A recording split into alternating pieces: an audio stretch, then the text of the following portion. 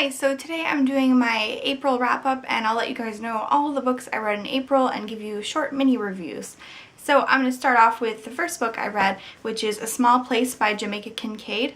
I read this for my post-colonial literature class. This is a memoir about the legacy of colonialism in Antigua. This memoir is written mostly in second person and she's addressing you, the reader, as a potential tourist who is visiting Antigua for the first time and viewing it from your eyes and explaining everything that happens behind the scenes and things that you wouldn't know as a tourist. It's a very accusatory book and I really enjoyed how angry the tone was. I think it was very fitting for the types of things that Jamaica Kincaid was discussing. The next book I read in April was Beloved by Toni Morrison. I did a review of this, so I'll link that down below. The next book I read was 9 Stories by J.D. Salinger. I enjoyed some of these stories and I disliked some of them.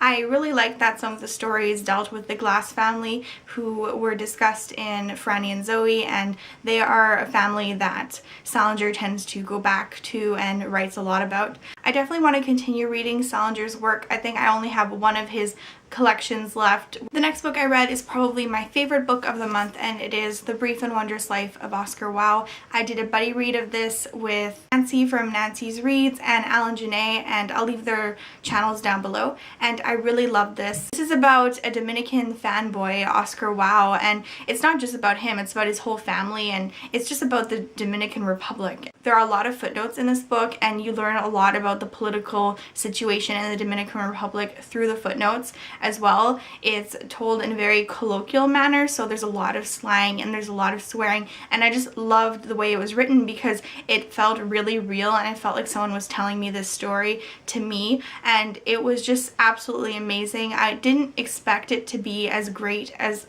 it ended up being. I knew it was a really good book because it had won the Pulitzer Prize and I've heard great things about it, but I just didn't expect to love it as much as I did. The next book I read is really short and it is Breakfast at Tiffanys by Truman Capote. So the first novella in this collection is Breakfast at Tiffanys, and I thought it was quite enjoyable. I really enjoyed the tone and it reminded me a lot of the movie, although I've heard people say that it's very different from the movie, and while some aspects are different, I thought that the basic storyline remained pretty similar. If anyone else has read it, can you let me know what you guys think?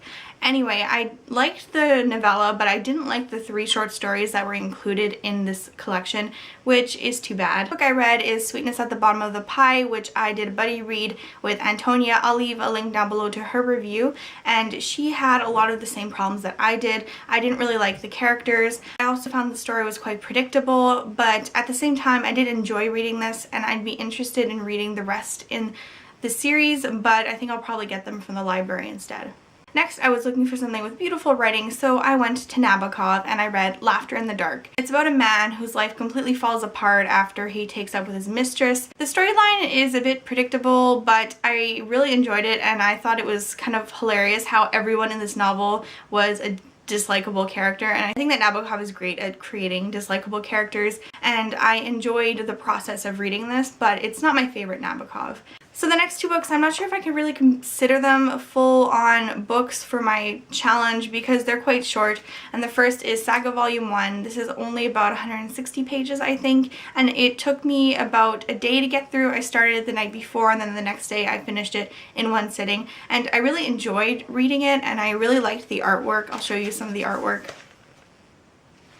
But overall, I wasn't in love with the story. I thought it was a bit cliched and I was expecting a lot more. And I think the problem is that because it's so short, you don't get as much of the storyline as you would if it was a longer graphic novel. So I don't want to put off maybe reading the next 2 volumes. I just don't want to buy them because I'm not 100% sure that I'll like the story. So I'm going to be waiting until I can get my hands on them at the library. The final book I finished in April was Midnight's Children by Salman Rushdie. I read this mostly in March, but I had to put it down because it was getting a bit too heavy and I had a lot of schoolwork to do around that time. So I finally picked it up towards the end of April and I finished it.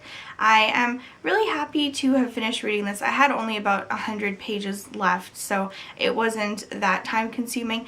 I liked this book. I found certain sections really enjoyable to read, and other sections I had a lot of trouble getting through. I think it's definitely a heavier read and it's quite long. It's over 500 pages. I think that I need to reread this once I have a better understanding of Indian history. So those were all the books I read in April. I'm really happy with how my reading month went. I have to say that for about half the month I didn't actually have school and I was just studying for exams, so I had a lot more time to do reading, and that's probably why I got so much reading done.